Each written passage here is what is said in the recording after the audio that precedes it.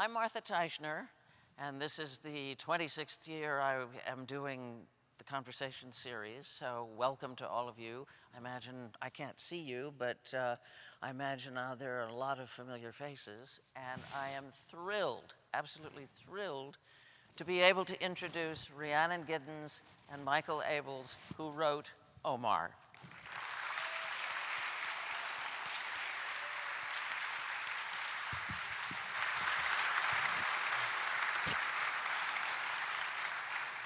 Could we have the lights up for a second? I'd like to ask everybody a question. How many of you have already seen Omar? Quite a lot of you. And for those who haven't, from what you've read, do you have a pretty good sense of the bare bones of his story? Okay, but you've read about it, so you know something about his story.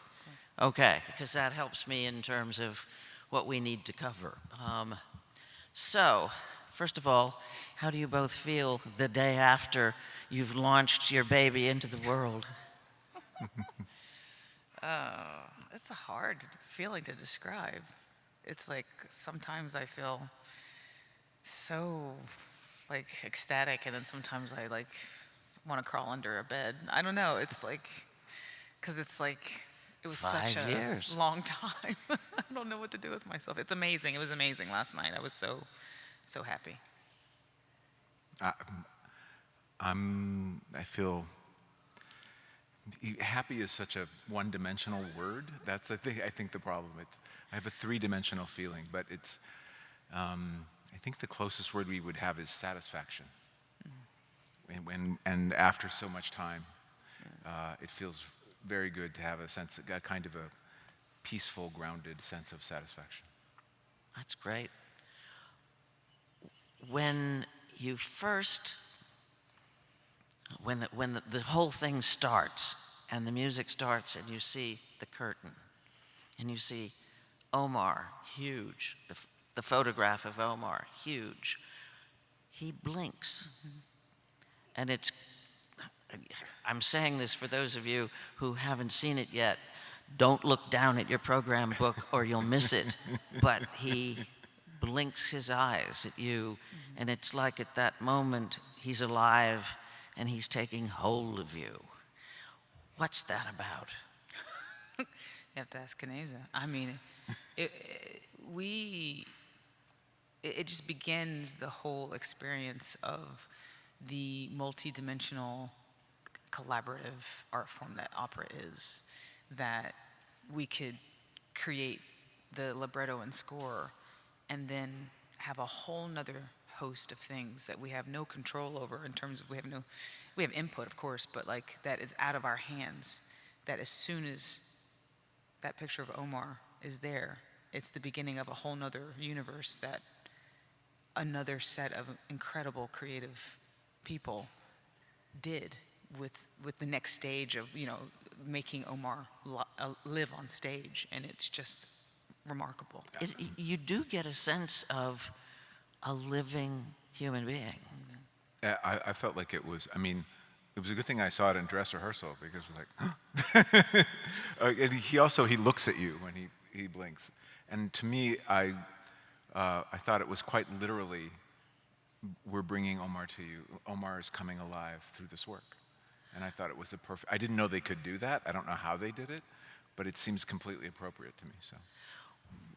One of the things that I kept thinking about as I saw that and saw the writing and saw the opera was, what if Omar hadn't written his autobiography and the letters that he wrote as well, and what if there were no pictures of him?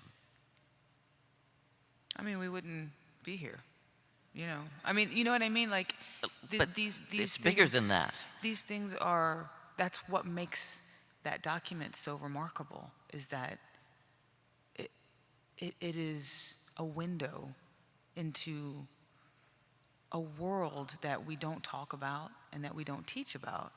And it's just miraculous that it survived. To me, we have so few of these documents that each one holds multitudes in it, because we have so little. And it's just, I think it's a miracle that we have it at all. And wasn't it illegal to teach enslaved people to read and write? And why is that? Because they knew that knowledge is power. And Omar's power to speak to us today is expressed through the fact that he was educated. And he was educated before he was captured.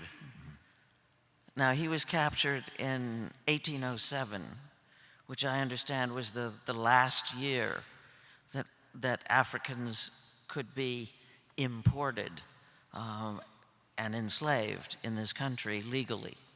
How do you think that there's that made a difference in why he was captured or how his life turned out? Yeah, I don't know if that makes a difference. I mean, to be captured is to be captured, you know. And it's just the timing of it meant that he never saw emancipation, you know. And he died. He died before. In 1863? And he lived an incredibly long life. He lived longer as an enslaved man in North Carolina than he lived in Senegal by a factor of like 13, like a decade and a half. And that's, I can't even really comprehend that, you know. I can't comprehend the 50 years in that situation. You know what I mean? I don't know. Did you? You said it. I have nothing to add. Neither one of you had ever heard of him when this all began, is that correct? Yes. I as a North Carolinian, I was shocked to not know who I mean, I guess I should stop being shocked at not knowing these things. But I was angry that I didn't know. When Nicole Taney had the idea for, you know, and asked you whether you'd ever heard of him, and the opera came out of that, and that Nigel Redden through the festival commissioned it. What was your process in terms of discovering this person that you had no knowledge of, especially someone like you who's done as much research in African American history as you have?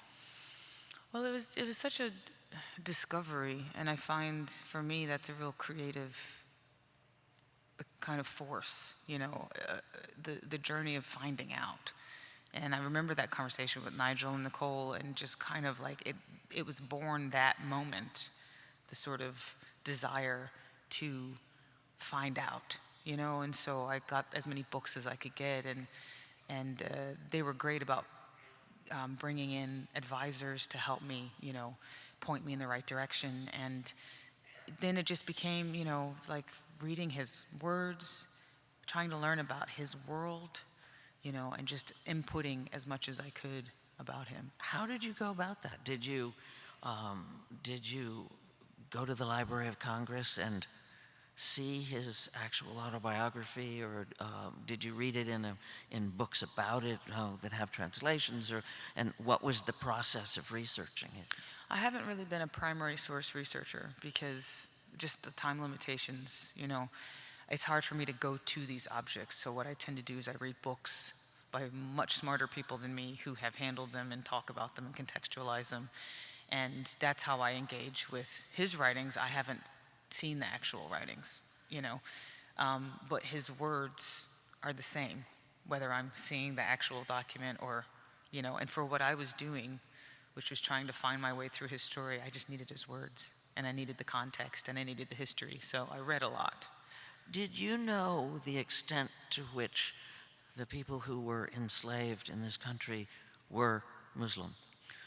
I already knew a little bit of that story, you know, and the call to prayer and how the connections to like the blues and that people have been talking about, you know. I did not know the extent of it, you know. And so I think that's one of the most amazing facets of the story, is that talking about Omar talks about that whole forgotten segment of society, of enslaved society, you know. What's your general knowledge of how many of the, I guess I read 400,000 enslaved people were brought to this country out of the 12 million slaves in the Americas and so on? What's your sense of how many were Muslim? Well, I mean, in the research and the people who know, who are the actual scholars in this stuff, I hear things like between one in 5 and 1 in 6. There are writings by, especially in South America, writings of folks saying we got to stop getting people from this, area where it's mostly Muslims, because they're always doing revolts and stuff. And, like I'd seen these. A word or two that gave you a hint. Yeah, these bits and pieces, and there's people out there who have done a lot of research on this. And I mean, it's one of those topics that has been researched, but it just doesn't have the exposure, which is what something like Omar, which is, can do, which is why we do these pieces of art, not just for art's sake, but also for the opportunity to raise the awareness of these stories. As you were doing your research and learning about all of that, how did you feel? What were the kinds of things that were going through your head and your heart about what you didn't know and your discovery of all of that? There's a lot of imposter syndrome. What do you mean? A lot of like, what am I doing here? Like, why am I doing this? Like, why did they hire me? And every once in a while I would reach out to my friend Daniel Okulich, who was in the original cast when it was supposed to be in 2020, but he couldn't do it this year. And he would just say, well, they hired you, so just do what you do, And I was like, yeah, okay, you're right. And then 6 months later, I'd be like, what am I doing? And so I had to really find my peace with that. I'm still working on it. There's still moments where I'm just like, I don't know. Does it ever feel like the finger of fate kind of came and tapped you on the shoulder? Oh, definitely. That's why I said yes, But it just because my head knows it, but it's like my heart would know it, but my head would get in the way, and then my head would know it, and my heart would get in the way. It was so rare to have them on the same page, but I just kind of worked with what I had, whichever I had at the moment. Did you find yourself saying, how could I not know this? Oh, all the time. I was just like, this is ridiculous. But I'm used to that because I do banjo stuff. So that's like my whole career has been built around, why don't I know this? So you just roll with it and you just go get over the anger and just put it into the work. But my main concern was, not only what am I doing writing a classical piece of music, but also what am I doing telling a Muslim story when my relationship with Islam had been very, very tangential. You grew up Christian? I grew up Unity, which is, yeah, if you haven't heard of it, don't worry about it. It's kind of it's kind of hippie Christianity. I don't know. Let there be peace on earth, and let it begin with me. That kind of thing. And it's beautiful. It's beautiful. I love it. But so it's big tent, shall we say? No. But my dad was he was a church organist and pianist, and he would, he did a lot of church services. So for like a Presbyterian church. So I was in church quite a lot, and so I very clearly know that tradition, and I know the music, and I know, the tenets of Christianity. But for me, I had to really, there was a very important spirituality, connection to the spirit, connection to the infinite that I had to find his story. And I had to engage with the Quran as a newborn. Like, I don't know these words. I haven't grown up with these words. I'm going to read these words as the first time that I've read these words, which is that's what it was. But it's in a space, and that's when I eventually leaned into that, and I said, well, this is obviously why I'm here, because I'm seeing things as I'm coming to it.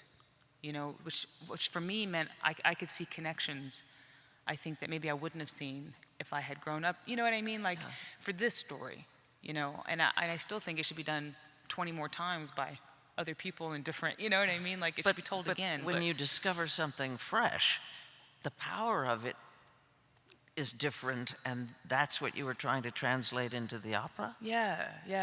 And there are all these, like the idea of the tree, and the good word, and all, the whirlwinds are all coming out of me reading, verses, and also things written around those verses, and finding so much in common you know? And the important thing was not to say that they're the same religion, because they're not. But there are fundamental similarities, the way that there are fundamental similarities between me and you that we can build on, you know? And that's what I found over and over again, is the way that the two religions weave in and out, you know? And of course, the important thing was that his identity as a Muslim was absolute.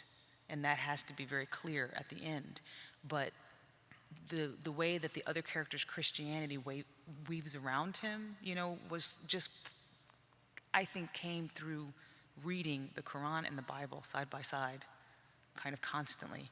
And it was a real, I just honestly let the Spirit talk a lot, because I knew that I was too small to find that journey. I had to really, it sounds weird or cliched or something, but that's pretty much what happened. Did your sense of faith, your own, the world's, change as a result of having to explore the two faiths side by side and the nature of faith? It just confirmed a lot of things for me, of how I feel about the world, you know? I think that I was really taken by a lot of the things that I read from both religions, going, this speaks to me as a spiritual person. You know, we get caught up in denomination, but there's a lot of core truths that are, you know, that are there in both sides, you know? How about for you? I mean, you came onto the project because Rhiannon contacted you and asked you to, but the same process.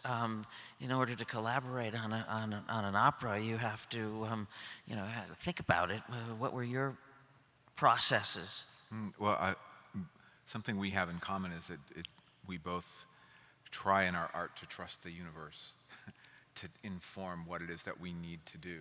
What do you mean by that? And because ultimately the best music you write doesn't feel like it's coming from you, it feels like you're transcribing it, and it's coming through you. And a lot of artists, I think, have that experience no matter what their art is. So what you're trying to do with all the training that you put into and effort you put into developing your craft, ultimately you're trying to do that so you can take yourself out of the way. And I would read Rhiannon's words, and if they were speaking to me, like that was my ultimate. It was not about, well, does the Quran say, you know, there was no left brain litmus test about that. It's like, do I understand this character, and can I identify with this character, and is the emotional, spiritual journey, does that make sense for a person in this situation? And I've almost without exception, I found that his story and the spiritual journey and the emotional journey came alive through the libretto.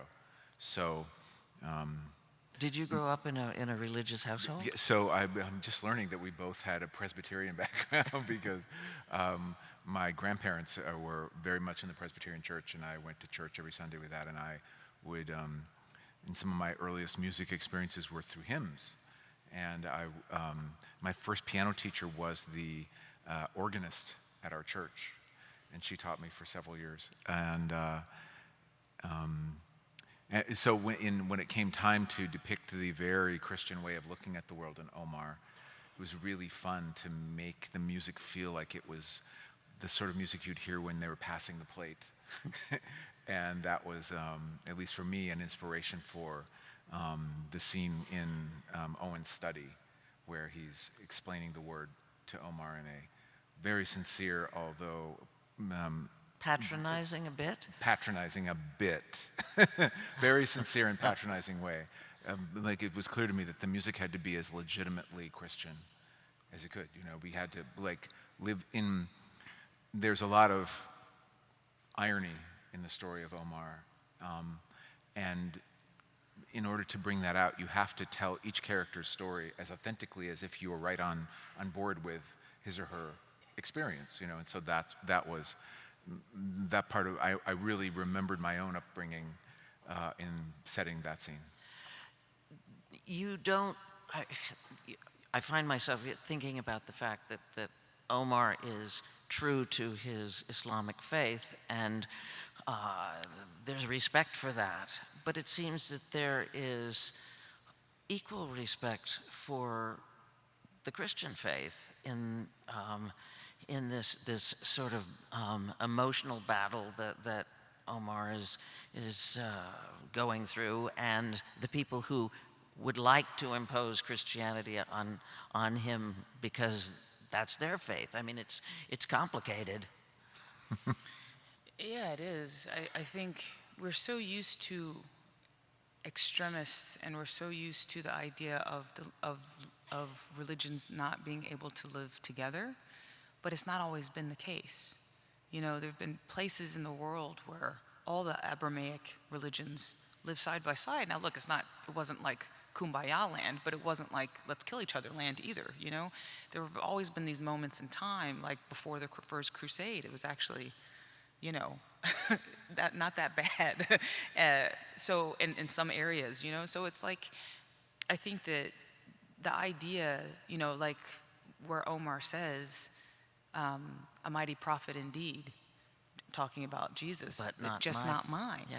You know, and that was what I understood within the, you know, Islam, was that that Jesus is a prophet, but not the prophet. And, you know, that's an important distinction, but it's not Jesus is like kicked off the planet, you know? So I think that it's an opportunity to show that, you know, there are these moments where we can like say, like, look, I don't believe everything that you believe. We have enough similarities to like respect each other and live together. And I think that is such a radical notion because of the divisions in our society and in the world, you know, fueled by extremism in every religion. You know, it's like nobody has the lockdown on extremism, you know. When I looked at the audience last night, I noticed that there were a significant number of African Americans, but the majority of the audience was white. Mm-hmm. And people have asked whenever I've discussed this opera with people around me, they say, well, why an opera? Why is Omar's story appropriate for an opera? I know we both have thoughts on that. I'll just say that nobody owns opera. You know what I mean? It's like,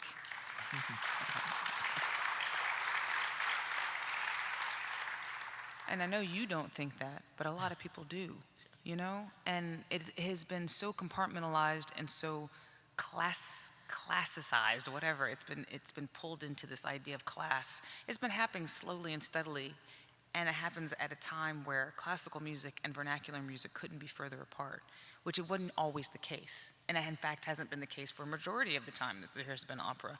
Opera was like drama, you know? It was like melodrama. Right, you know, I mean, it was for everybody, just like Shakespeare was for everybody. Shakespeare was like writing movie scripts. You know what I mean? And what we have done is elevated it in a false way to be up here, so only people who have a certain access and a certain amount of money, and, you know, and that's just not true to the art form. The art form is music, literature, drama, and visual art all together to tell a story. And like, everybody can get behind that, you know? There's barriers, the idea of the operatic voice, because we're so far away from that because the use of microphones. So there are barriers, but they're not insurmountable, you know? And I think the quicker we can get to this idea of opera is not an elite art form, it has been made elitist.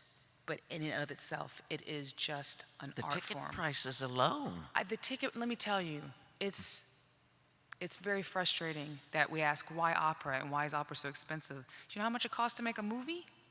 You know how much it costs to field a football team? Hundreds of millions of dollars. Right, and I'm like, comparatively, you know, so we have to offset these costs so that people can enjoy it, you know, and enjoy art of the highest form, and the artist can still get paid, you know. But that means we have to value it as something that can be accessible to everybody, and that has to be part of the conversation from the very beginning of talking about a story like Omar. We have to talk about, okay, what about access? Where is it happening? How much are the ticket sales? Who knows about it? Who's welcome to it? Who feels welcome?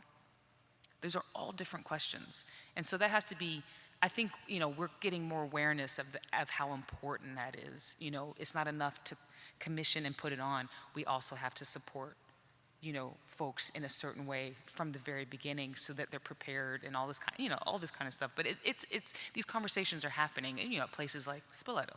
Do each of you feel some sort of special responsibility to A, push the boundaries of where Omar's story ripples, and also B, push the boundaries of who gets to be part of opera?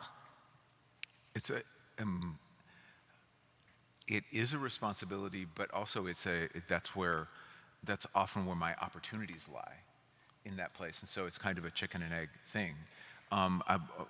Rhiannon summed up about opera and the audience and who gets to see it so well, but I just wanted to also say that it's the premiere of an opera, the premiere of a lot of art, is reserved usually for those who can pay.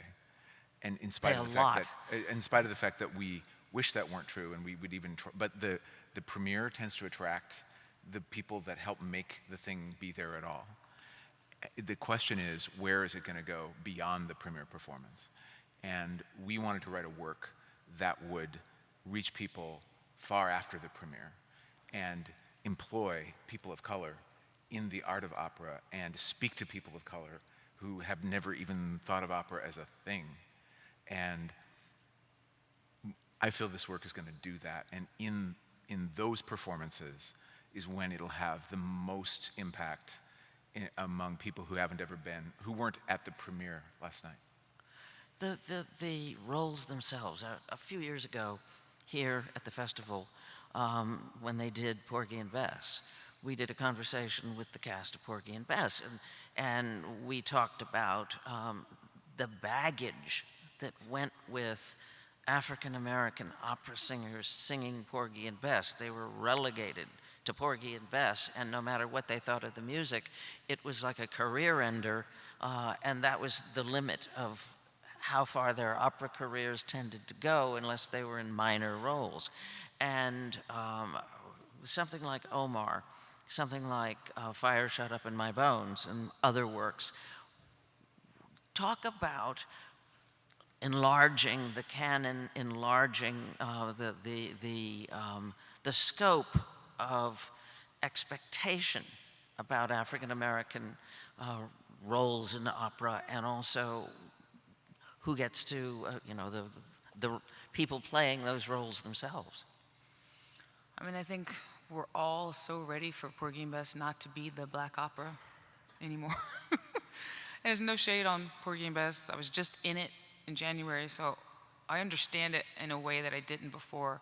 But I don't think we should dump Porgy and Bess in the trash can, but I think we can give it a rest.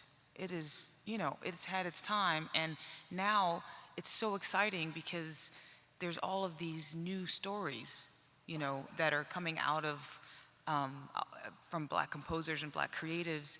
The question is, which is what I think you're asking, the question is, where do they remain?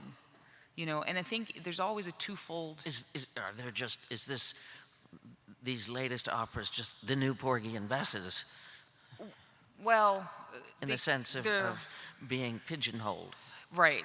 I mean, yeah, because they're in a slightly different category because they're actually made by Black people, but and a lot of them are based on actual, true stories, which is really powerful. But I think, you have two layers when it comes to new works, is that every time you have a new work, there's no guarantee it'll stay in the canon, right? Like the past is littered with works that premiered, debuted, and then were never seen again.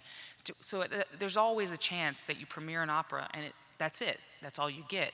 And then you have this idea of, is this focus on Black stories,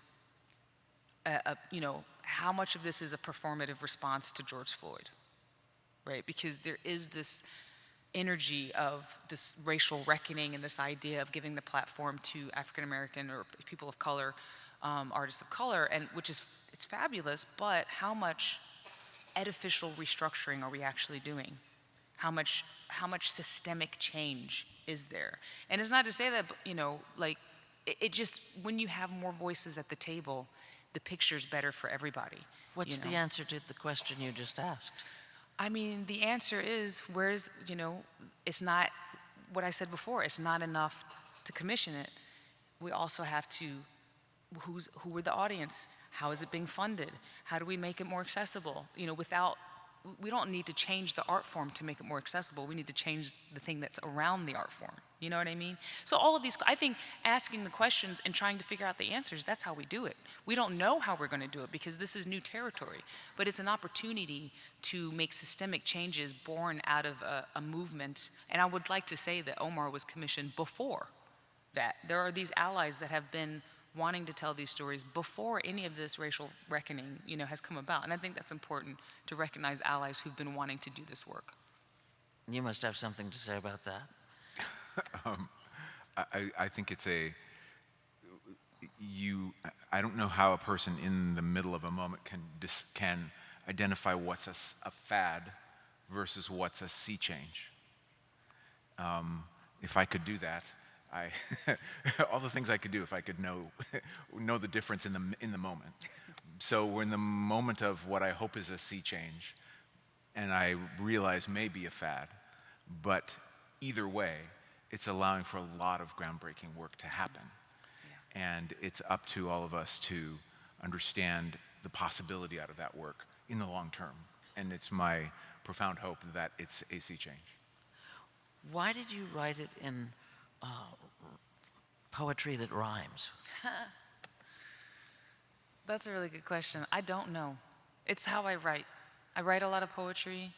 It's so funny because my sister's she's been a performance poet for a long time, and she's beautiful. She's exposed me to a lot of non-rhyming poetry. But at my heart, I'm a lyricist, and I love lyrics. I love Stephen Sondheim. I love internal rhymes. I love Tom Lehrer. I'm a word person. And then when I started writing this libretto, I didn't want to be stuck into stanzas like a song, but I didn't want it to be totally free form either. And so I just let it do what it did. And so when it wanted to rhyme, I let it rhyme. And when it didn't, I let it go. You know, I didn't try to force it either way. And it's kind of a mix, you know? And I wanted to also, I let it do that because I also want to destigmatize rhyming. It doesn't have to be, if it's a sing-songy rhyme, sure, that's like, we're all like, oh God, that's really cheesy. But there's a lot of scope between no rhyme and a cheesy rhyme. And the occasional, I don't know, it worked. I think it felt good to me to allow it to happen where it wanted to happen. If the diaspora, the African diaspora, was incredibly varied in this country, you've certainly brought that to the opera, both of you. How did you mix and match? How did you collaborate and figure out how to mix and match the Senegalese sounding things with the spiritual sounding things that you hear all throughout it? You know, I think I've been thinking a lot about how we collaborated.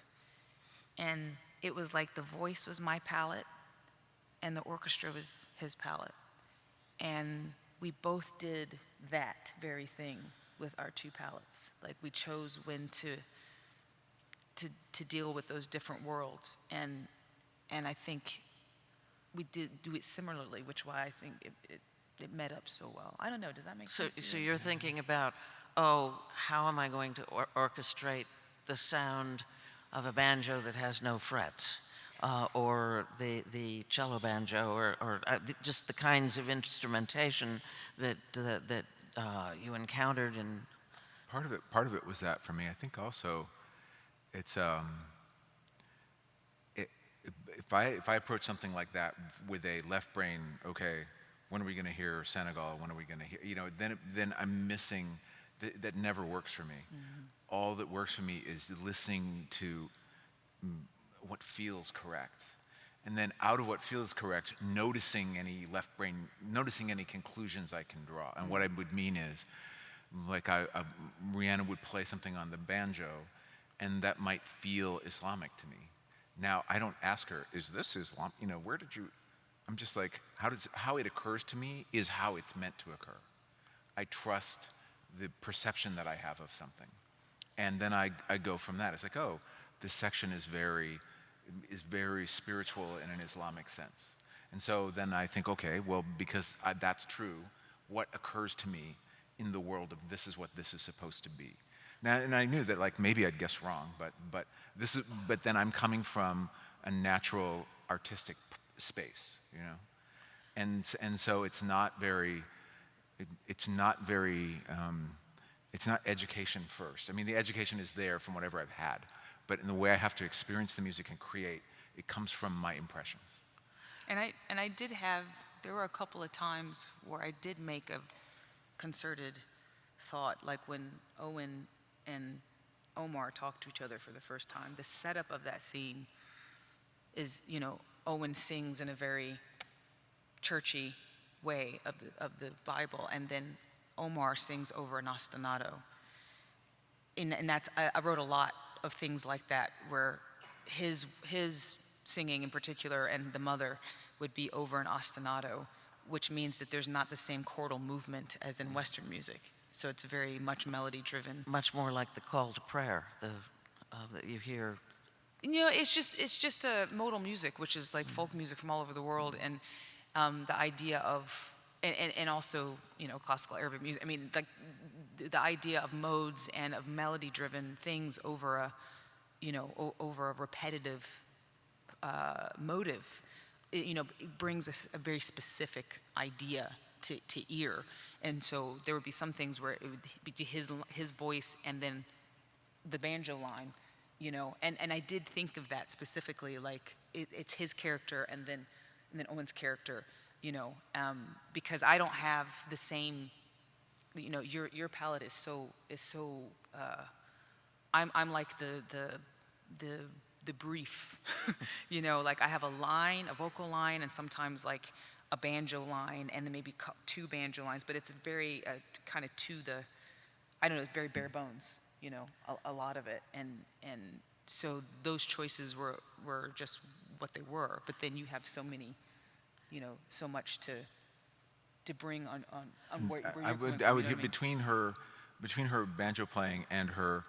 Rhiannon can embody any character in her voice, and it's so natural. I don't even think she realizes how well or that she does it, but it's beautiful for me to listen to, because I wouldn't even need to watch the libretto to know which character sometimes she was singing, and I can just hear the intention behind it. And so in the scene where Owen and Omar meet and they're having this religious debate that's accompanied, just armed with the ostinato underneath Omar, and then without underneath Owen, I can tell, oh, it's also music. It's also a musical battle of wits. It's not just the verses, and so I just use my art to enhance that, so that it's unmistakable. You know? Is picking up on the ideas that Rhiannon created anything like writing for film?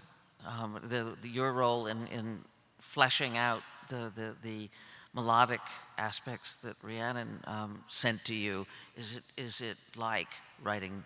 It's very much, because there are ways that your collaborators are giving you their input. Like in film, there's the director's in charge of the storytelling. So anything I have in a film has been approved by a director, and they might be very hands-off, or they might have, you know, told me, you know, that chord, I don't like the feeling of that chord in that moment. Change it. And I do, because it's the director's in charge of the storytelling. So I'm used to having feedback, you know, and I'm used to, also in film, the amount of time of a scene is set by the editor and the director, and there's an emotional curve to a scene. And it's a certain amount of time that if 3 different things happen in the scene, each of those are down to a second or a half of a second or a fraction. And the music needs to correspond with that curve. And if they edit the scene and change it, the music needs to change right along with the edit. So I'm just used to having these, you can call them restrictions, you can call them guidelines, or you can, collaborative input of how the music needs to succeed. And out of really good collaboration comes excellent results. And I enjoy having the chance to do what I do alongside someone else's vision and contributing. And it's just maybe different sort of input. Rhiannon's is musical input rather than, I don't know. I hope I answered your question. When the first time you see the tree in the first act, when you first see all the ropes, my first impression, I thought, whoa, lynching. But in the second act, it seemed to have a very different role, and so on and so forth. What was the tree about? You mentioned it before. Yeah, I can't speak for the design team, but I know that there's a very strong message about taking care of the roots of your tree at the end, which I pulled from, reading Islamic literature. The idea that you take care of the roots of your tree and you will have everlasting fruit from its far-flung branches, right? And so that's really a stand-in for so many things. I mean, it's our culture, our society, and it felt like something that was really important in terms of all the themes that are brought up in the opera, that it became one of the ending sentiments, So I would imagine that was part of the decision to embody that on stage, And I didn't think, lynching didn't actually cross my mind. Really? But I knew what Omar sings at the end, when I see the beginning. So, that's really interesting to hear that. But When I talked to several people last night, and some of them found aspects of the story and the telling of it uncomfortable. The slave auction scene and the harshness of I hope so. the first owner and so on and so forth. And yet, the second owner, James Owen, Owen is the second. You talk about him being a good master, but he never freed Omar in truth. that's one of my ideas from the beginning was, and this is how it ended up, was that both masters are played by the same baritone, and that wasn't to save money, because you don't usually you double cast stuff in musicals a lot, but you don't usually do that in opera, right? But I really wanted it to be the same because the whole point is that there is no difference. There is a difference, obviously, in the life quality of the enslaved people on these plantations, but ultimately they still own them. So however good he is, and this was also playing to, Omar is very careful in his autobiography to praise Owen, to praise his master. He's no dummy. That's how he lived to be 80-something. But his writing was overseen. And That's I what I'm use that saying. word with all its meanings. His writing was overseen by his owners and other white people. Of course it was. I mean, it was always overseen. Every enslaved person is living life on multiple levels because you have to, right? And so it doesn't mean these truths can be true, that Owen is ultimately still a slave master, and that's fundamentally wrong. And Owen recognized in Omar a personage of extraordinary ability, and for whatever his reasons to convert him to have a star slave on his plantation, which was a thing, And he was one. And whatever the reason, he still could have treated Omar in a very different way, as his first master did in Charleston, right? His first master did not recognize that in Omar. So these truths can be the same at the same time. They can be true, that Omar had a better quality of life on Owen's plantation, but he was still a slave, And we have to carry these things simultaneously, and that's what makes these stories so difficult. I was trying to explain this to my daughter. She's watching it, and she's like, so did Owen treat Omar well? And I'm like, you Yeah, know. but that's not the yeah, point. Yeah, but, and it's just interesting watching her, she's 12, kind of, try to understand this. And she was like, yeah, except for the part like that he owned him, I get it. I could see it kind of working in her. Michael, you said you hoped it would be uncomfortable. If you are not uncomfortable watching a slave auction, please seek help.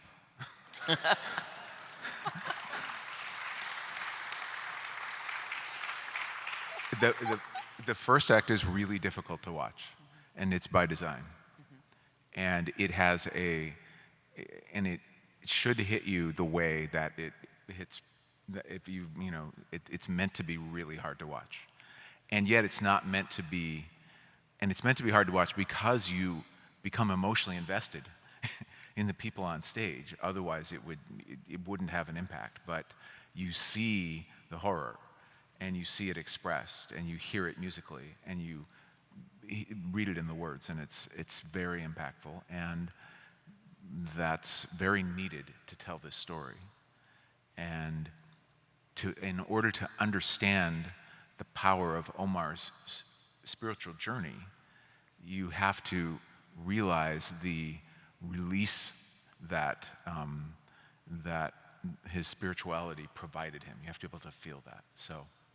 And the other thing about that scene is that we have to grapple with the casual horror of slavery in the New World. It was the quotidianness of it. Every aspect of every day, there are these a million different, aspects of it that are just everyday stuff to people. The auction had to be, oh yeah, it's an auction of Negroes. Like, it had to have that feeling, because it's like that's what it was for a lot of people. Like, we don't think about, the iPhones that we have that are made by slave labor, small children in cadmium mines. Like, we just, you know what I mean? Or maybe we think about it and go, that's terrible. Well, when we talked the other day, we were at the Avery Center, and the manager of the building took me around and showed me the bricks on the walls, and he showed me the imprints of slave children's fingers, because they were the ones making the bricks, and you can actually see in bricks made in Charleston thumbprints and fingerprints and whole fingers, and you can see them around the walls in the Avery Center. And I had never seen that before. Yeah, we're not exempt from that. It's just farther away from us than it used to be, And I think it's just important to remember that, Has there been pushback? Has there been controversy? Has there been anybody whose discomfort has resulted in any kind of backlash? No, and that makes me nervous. What do you mean? I'm like, what did we do wrong? You know what I mean? I'm sure it's there. I'm sure as it travels around the country, I'm sure there will be, and I welcome it, because a piece of art that doesn't generate some friction, it didn't go far enough, in my opinion, because it will rub people the wrong way. But if they don't come see it or don't know about it, then what are we even doing? I don't know. My experience of backlash is it rarely looks you in the eye. If there's backlash, it happens behind the scenes, or at least behind your back. And I won't enjoy that, maybe, but I don't expect it to look me in the eye. I want to come up with a book of your sayings. I want a book of yours, so. So good. So I take it the two of you didn't fight much when you were collaborating. Like cats and dogs, no. No, we really didn't. And it's maybe surprising looking back in retrospect, but I think in analyzing what did we do right, I think we both had an ultimate goal that was the same, that we both had an idea of what an opera that we'd want to watch, the elements that it should have. Well, that raises the question, what is it about, and what is the most important message that it's supposed to deliver? Well, for me, I think the message is the power of faith to transcend even the most horrific physical circumstances. And that faith doesn't have to be one particular religion. But we never actually had a talk about what is the meaning of that. So what do you think the ultimate takeaway is? I mean, I think that, you know, for me, the phrases that exemplify, you know, what I think this is about is, you know, tell your story, Omar, you know, you must, or they will never know and we will fade into dust. That's part of it, is that we have to document these lives, you know, because they teach us about ourselves. And part of that life is this idea of faith being something that brings you through. It's something that's not new when we talk about African American community, you know, and African American history, but it's another lens we haven't looked at it through, you know?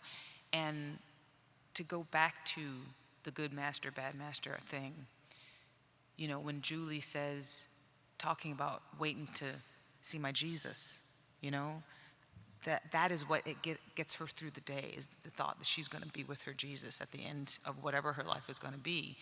But it's the difference between waiting to go and desperate to go, right? It's just a matter of degree of survival. You know, we're never at a place where it's like, oh, we're going to build a lovely house here. It's like, no, we're going to, you know, we're going to get to the end. But the thing that's going to get us there, no matter what, is that faith. Omar seems to have, at the very, in the course of the opera, some of the people being taken through the middle passage say, I've forgotten who I am. Who was I? And then at the end, Omar says, I am Omar. And it's bookended by Quranic verses. I assume that the strength of his identity came through to you. The real person came through to you. I mean, he quoted the Quran till he died. Like, as a, you know, converted Christian. Like, the man was like, no, you know? He had his cap on, he quoted. I mean, to me, it was obvious, you know, that only someone who is able to maintain that identity can do that, you know? And in the face of, it's really astonishing, you know? So it had to be that strong, because those are his words. He says it. Like, he says that, you know what I mean? And it's like, it had to be the centerpiece of the end, you know? And that he starts his autobiography with that opening surah, so like, absolutely. You know, and by the end, he says it in a way that we understand, you know? Did Omar take over your life in any way? I mean, do you feel like he's a real person in... I mean, there is with all the detail that goes into an opera, and this is actually true of any project, I think. There's a point at which you give yourself up to it, and it controls you. Because in controlling you, it flows through you. Yes. And you have no choice but to give up to it. The challenge is when you have to hold the space of that art, and then at a particular time and day, it's time to transform into another person. Whether that's being a mom or having to write another project in a completely different style with different considerations. But in writing a large-scale work, it's always that. You have to be in the space of that piece, and then you have to go do your laundry.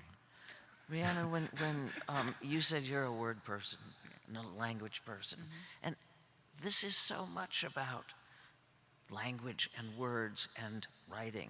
How did that work through you, in a sense, in thinking about what you wanted to say?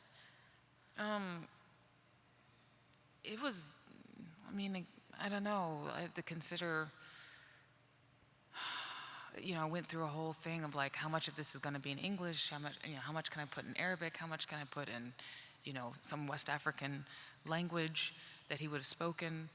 And again, just like the orchestra, us deciding not to put, you know, non-Western instruments in the orchestra. We also, I just made the decision where, okay, like, we can't sing the Quran. That's not done, right? So we can't put that in the opera part of this. So that's why I wanted it chanted at the beginning. So it's very clear that that's not sung. So that meant that it needed to be in English, because I could then use translations to create poetic versions of the surah, of the quotations, Without doing something sacrilegious. without doing something that's sacrilegious and not respectful of the religion that we're trying to pay respect to, through Omar. And so that was interesting. The thing for me that was hard was thinking about Omar and how he doesn't speak English when he comes on. And how do we represent that? And how do we do that? And how do we get to the point where he can speak English so everybody on stage can understand him without it being weird? And that was a real, I thought about that a lot. There's the scene where the projection of what he was hearing sounded like to him as opposed to what the words actually were in English. Yeah, so I showed that through the bad master, Johnson's talking to Omar. And the idea was that it's a passing of time, and that it sounds like gibberish. And then it slowly, as you listen, you start hearing more English words. And then by the end, you can understand, we can all understand what he's saying. What I did is I took what I wanted him to say, and then I tried to reduce it to sounds where if you didn't know what the words are, you just, like when you're learning a new language, you don't find the rhythm, and I tried to sort of take that and make it what somebody who's never heard English or doesn't know what it means. And that became sort of, and while he's singing this beautiful, lyrical English that obviously we're meant to understand is his own language, but we can understand what he's saying. I mean, it was a little crazy making, but, that's why opera is so amazing, because we can understand all of that happening, with the beautiful production and with the choice of, how of the music with that and all that kind of stuff. So we understand that that's what's happening without having to talk about it. And so it worked out, but I did think about that a lot. Question for both of you. Crickets. Why is it important? Yep, I hear a cricket. Yeah, or a phone that sounds like a somebody's cricket. phone cricket, yeah. Why is it important to tell Omar's story? Because it exposes all of us to the multicultural society that we've always been, like it or not. Mm-hmm. And we have to understand our full history in order to understand our present. Our present makes a lot of sense if you know our full history. Yeah. And that's just the first reason. I mean, what he said. I mean, people right now are trying to make it illegal to tell Omar's story or any of our stories. And that's the same spirit it's the same spirit that decided that it would be illegal to educate an enslaved person. It's exactly the same spirit. Yeah. Nothing surprises you about now when you know history.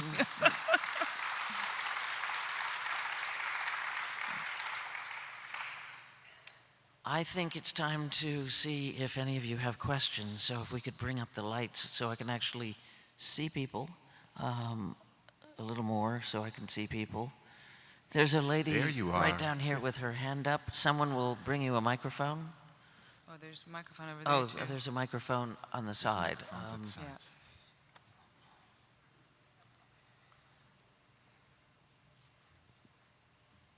So when I think of opera, or I go to opera, and I haven't seen it yet, and I'm going to see it, I just wonder, am I leaving feeling like it's a tragedy?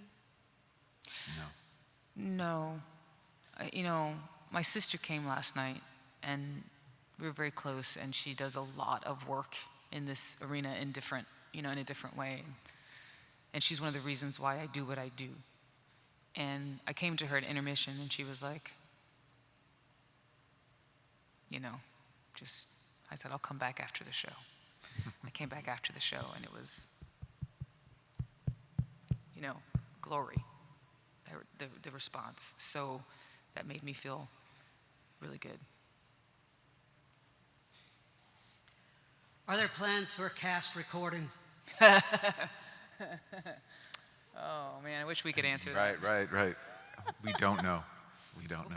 If we had our druthers. If we had our way, we would be having them available in the lobby. Tell where it's going. I mean, one of the most interesting and important aspects of its its launch is that it will have an afterlife. You were talking about operas that are presented and then sink like a stone. Talk about what's going to happen next to Omar. A lot of co-commissioners came on and gave support and financial support. And so LA Opera is doing it in October.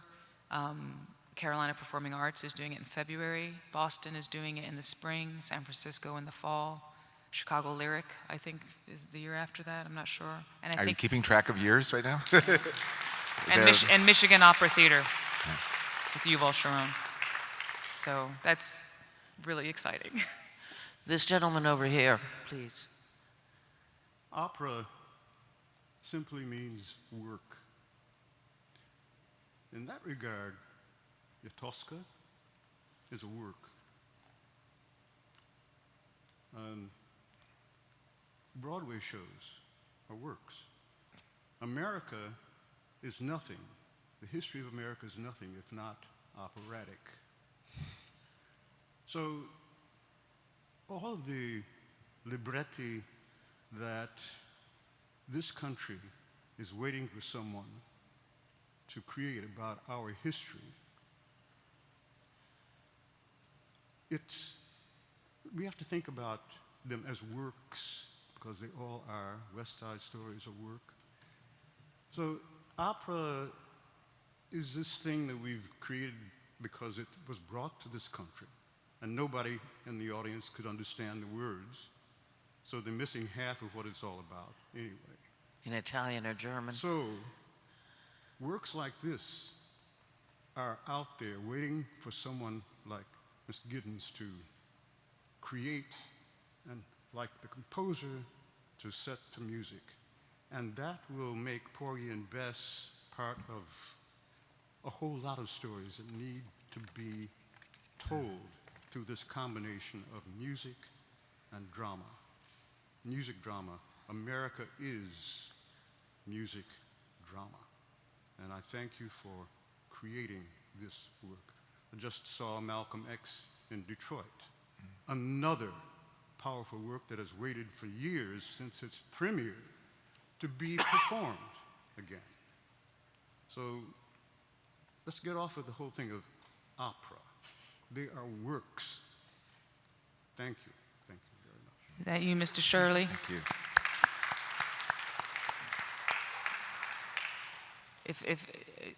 If that was, is that George Shirley, Mr. Shirley, the first African-American tenor at the Metropolitan Opera? Just saying. Give the man some props. You should be on this stage, but you have had at least a part of this. I appreciate that. Yes. First of all, I want to say thank you so much for this work. I am, of course, I identify as African American. I'm a classically trained vocalist, and I'm Muslim. So this is like the first time I feel like I've seen myself in operatic work. My question is, as far as educational tools with the music, because of the convergence of classical and folk popular styles, what do you think, or how do you think Omar can be used for students studying opera or for younger children getting used to the genre? That's a really good question, and I'm really looking forward to exploring that with all of the future productions. You know, for me, as a classical singer, as a soprano, and it's rare enough to be a composer of opera as an opera singer, I wanted to create arias that 18-year-old me would want to sing when I was in conservatory.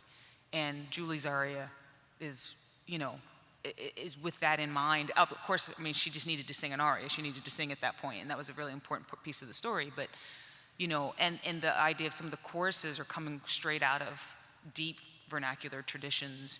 And I think there's a lot of entryway into a lot of these things for people who the operatic vocabulary is very far from where they are. There's a lot of other stuff within it that can bridge that gap, I think, and I would love to see that used in exactly the way that you're describing. I think that as a former educator myself, like I think there's something out of Omar that could speak to each grade level, and it could be used as a visual art, a source of inspiration for visual art, for history, for music certainly, and the educator can tailor it to whatever the student's level is comfortable at, and that's an exciting thing for me to think about, that it really could be something that could speak to children and to young people at whatever level they're at in their arts education. There's a lot of Easter eggs in the libretto and in the score. Okay. You know, like the libretto I have a version that has footnotes, you know, and there's a ton of stuff I know that Michael's put in to the score that you can go, oh, there's that. I mean, even that I put in, like Joe Thompson's Great Big Eight, that is literally from the Piedmont, North Carolina, like about as deep as you can get, that square dance scene. So there's a load of things that you could just build lesson plans on for days, I think. Even for little children, the artist Jonathan Green from Charleston did a coloring book on the life of Omar for children to start young, thinking about his life and the story and the music and so on. Thank you. Yeah, thank you for your question. Quickly, I'm curious to understand more about your decision to work with a traditional orchestra in this collaboration, given the breadth of your work with Carolina Chocolate Drops and Silk Road and so on.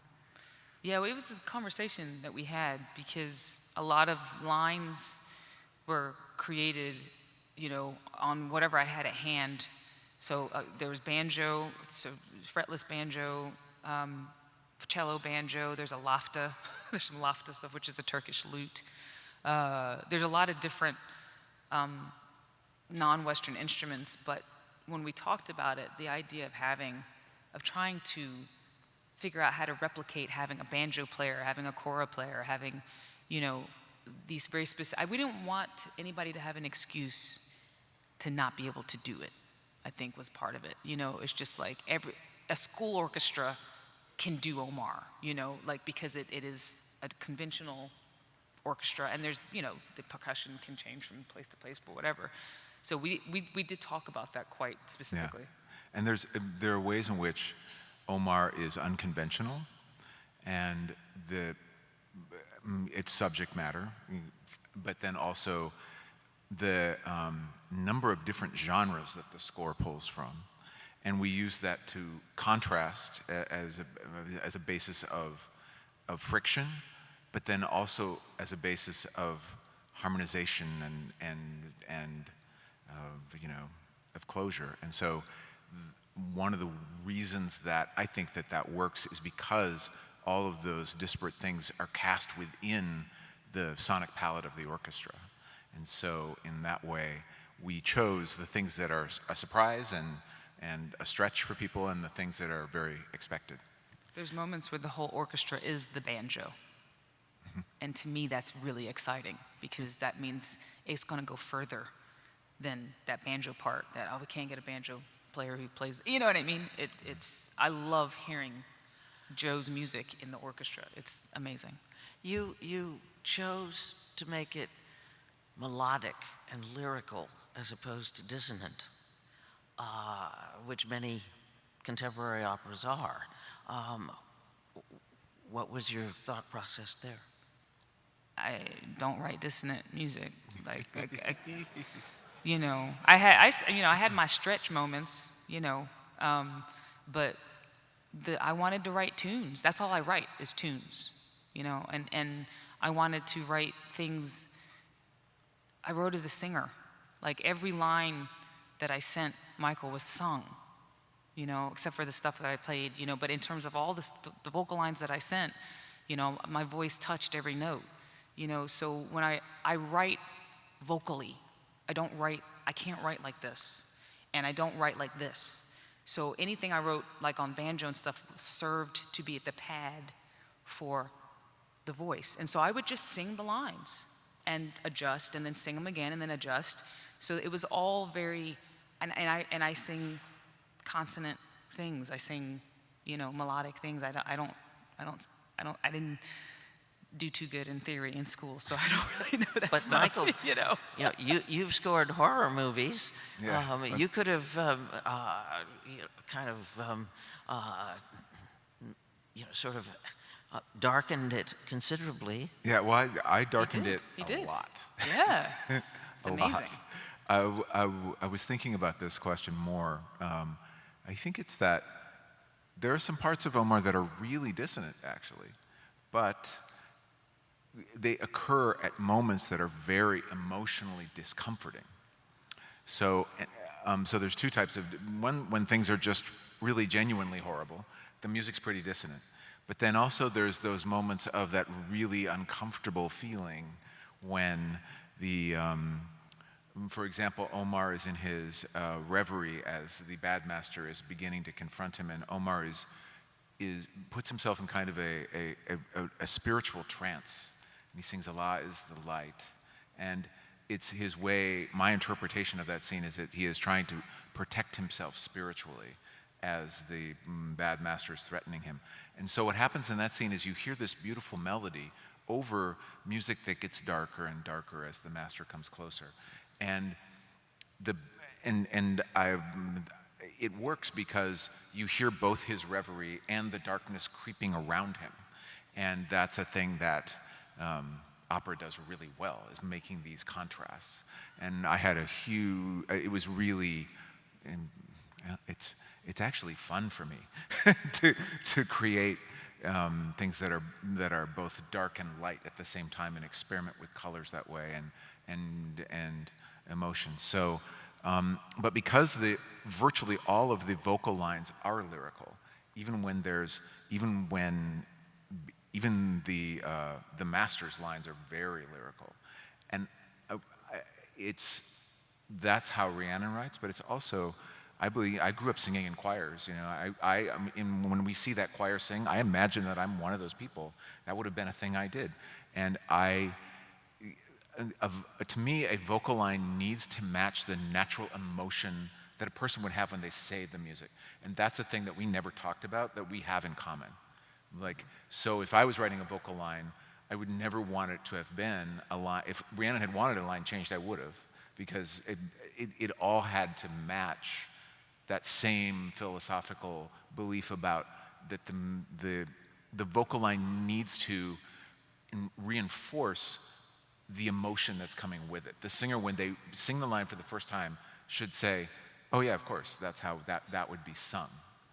And I have a really strong belief about that. And so in that way, our styles matched perfectly. I think that's one of the magical things about why this works so well, is we're very compatible with how we look at, even though I'm using a different tool set than he is, we're doing the same thing with what we do. And so there was no need for translation, and I think that's remarkable. And I feel very, very grateful to have had that collaboration with him. It's amazing. Well, I think we've run out of questions here, and I think we've run out of time as well. There was, before we end, it was all very, very simpatico. There was one moment, I have to tell this story because it's funny, and it wasn't even a disagreement. It was like he said no, and I was like, "You're right."